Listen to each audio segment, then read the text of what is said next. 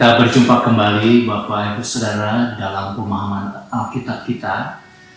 Kita akan melanjutkan mengenai apa yang sudah kita bahas selama ini atau kita pelajari selama ini tentang pengorbanan atau sengsara Tuhan Yesus. Dan pada hari ini Saudara, kita sudah sampai pada puncak dari apa yang dari awal kita sudah pelajari bersama, yaitu tentang sengsara Yesus.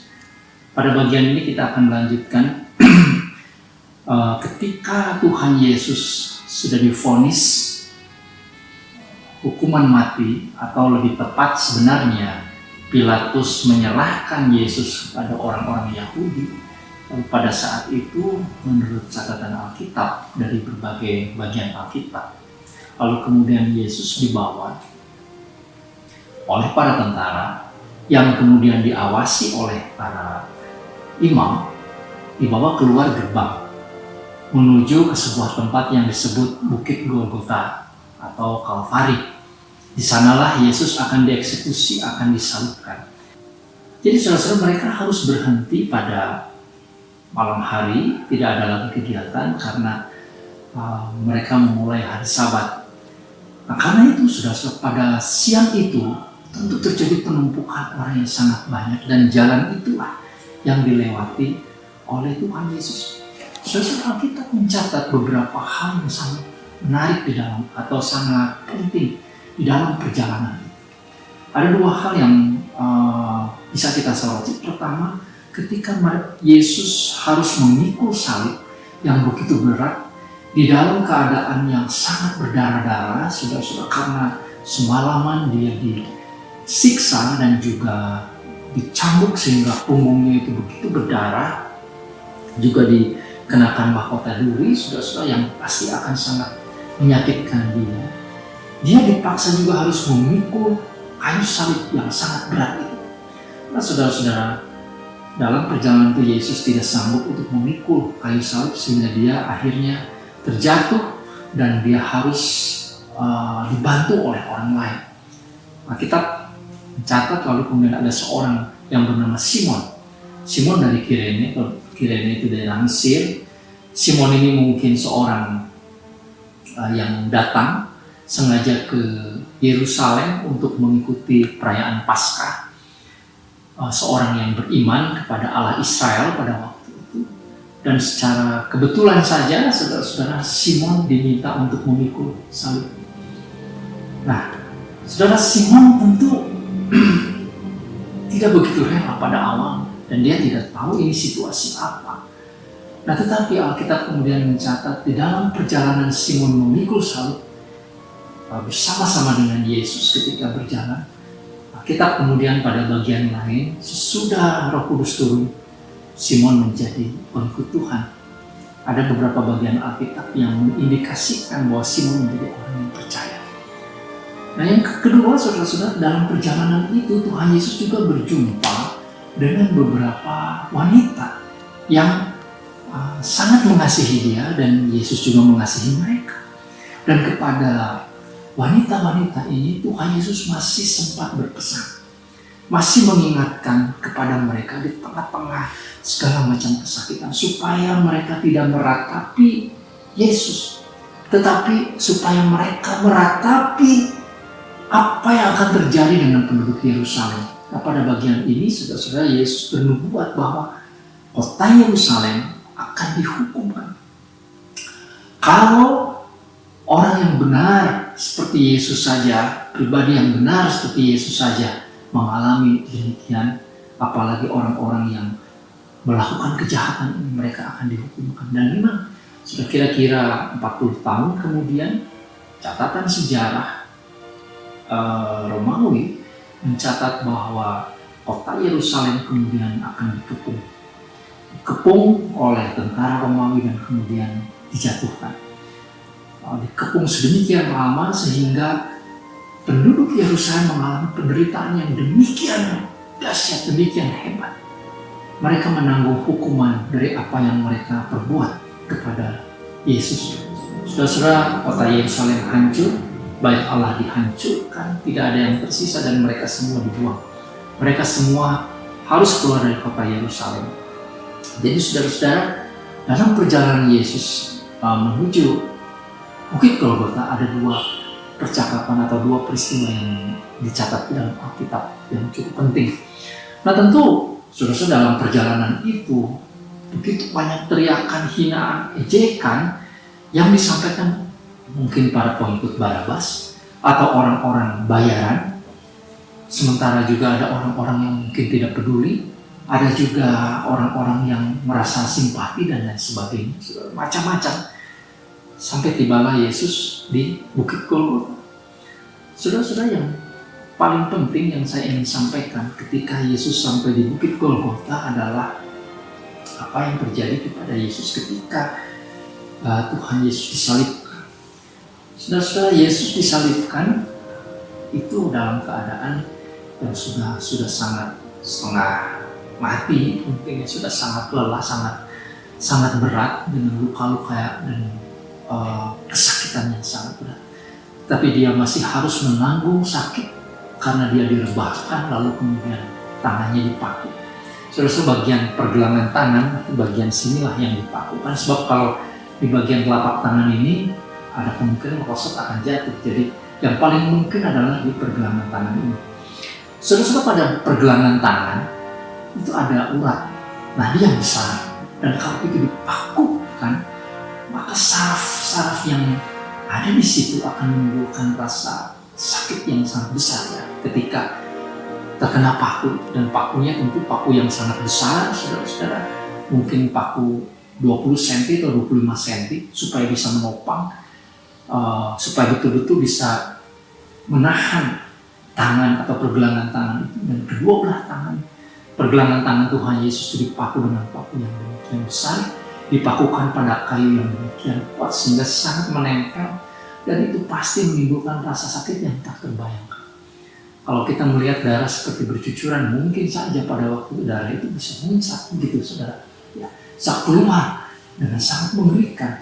Maka ketika dikatakan bahwa Yesus itu darahnya tercurah, itu memang dalam keadaan yang apa adanya secara literal, ya. Memang benar darahnya tercurah.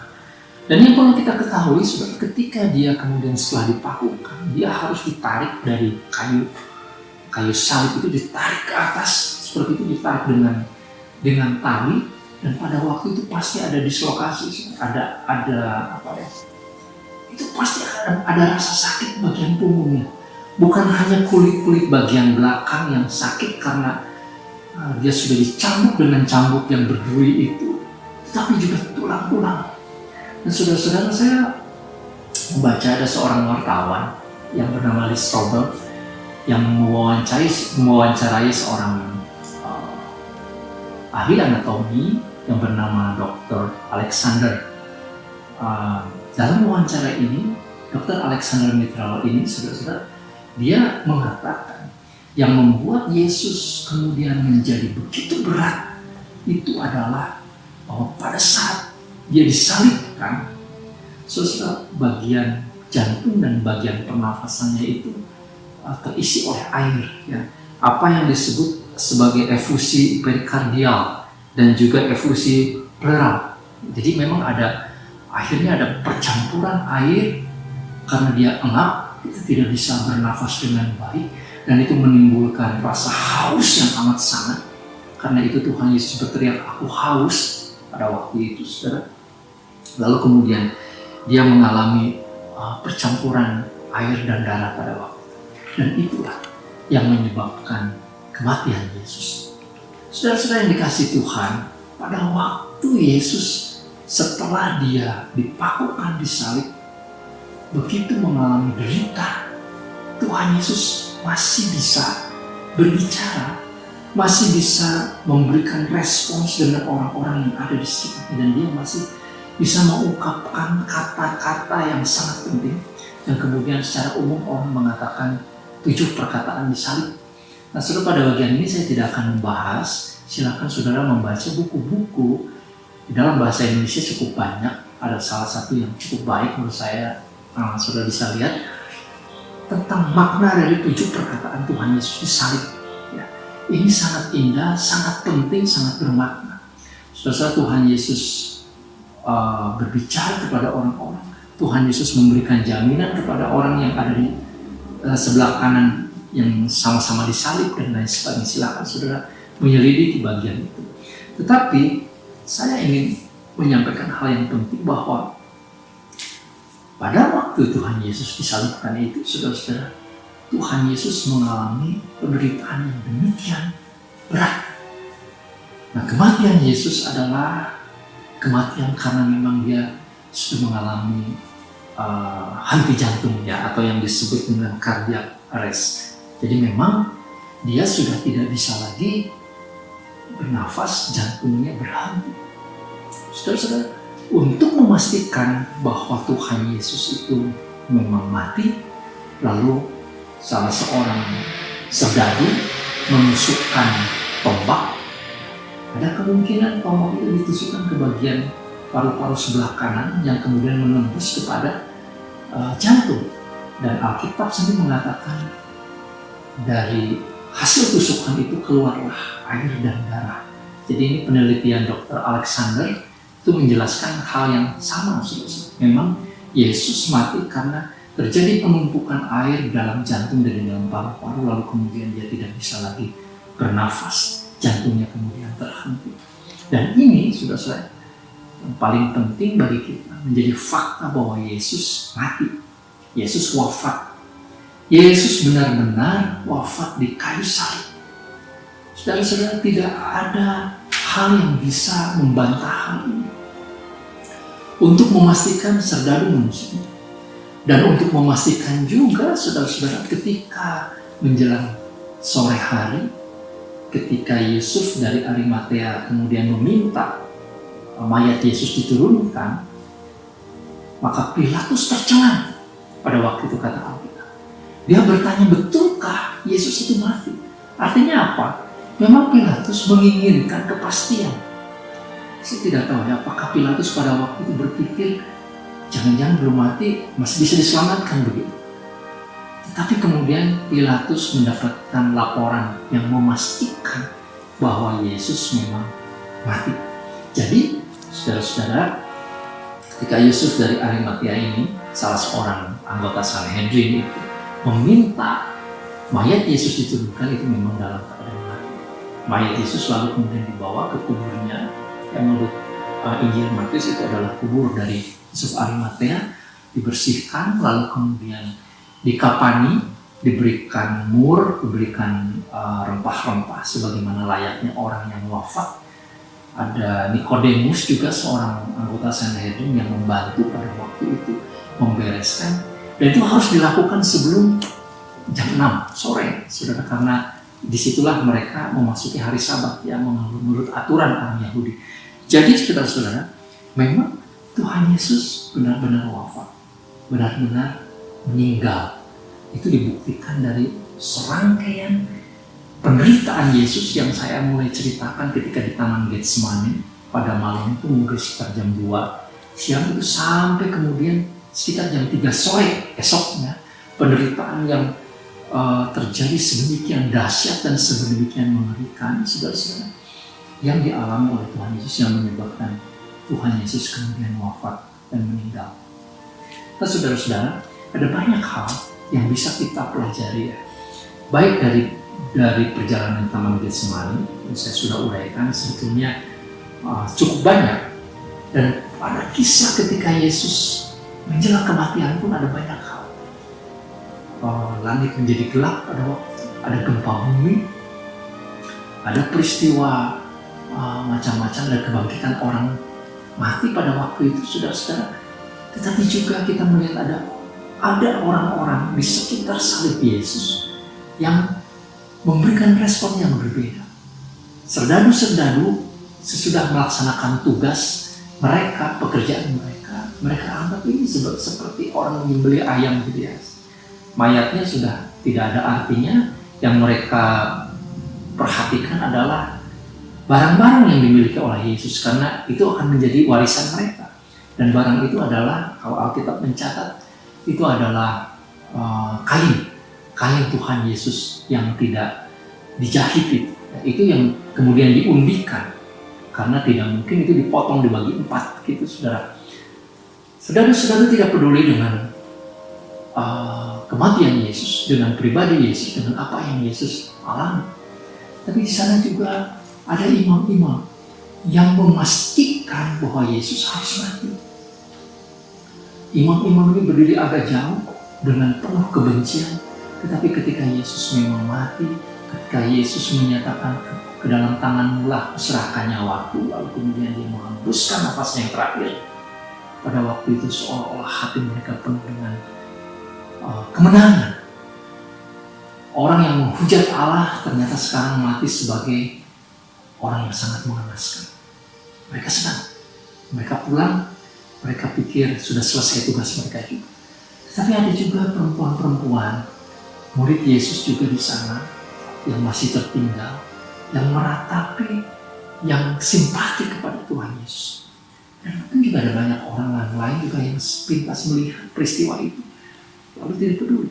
Tetapi Alkitab mencatat juga ada seorang perwira, ya, kepala pasukan itu, saudara-saudara, yang kemudian ketika Yesus mati lalu kemudian terjadi gempa bumi, terjadi perubahan langit, lalu dia kemudian hatinya jadi gentar dan mengakui bahwa Yesus ini adalah anak Allah. Jadi sudah peristiwa kematian Yesus itu adalah peristiwa yang dahsyat yang memberikan makna yang berbeda kepada orang-orang. Dan sebenarnya pada saat ini, saudara-saudara, ketika kita mengulang setiap tahun memberitakan tentang berita salib Yesus yang mati di salib, berita ini selalu menggetarkan hati banyak orang, tetapi diresponi dengan berbagai macam respons yang berbeda-beda.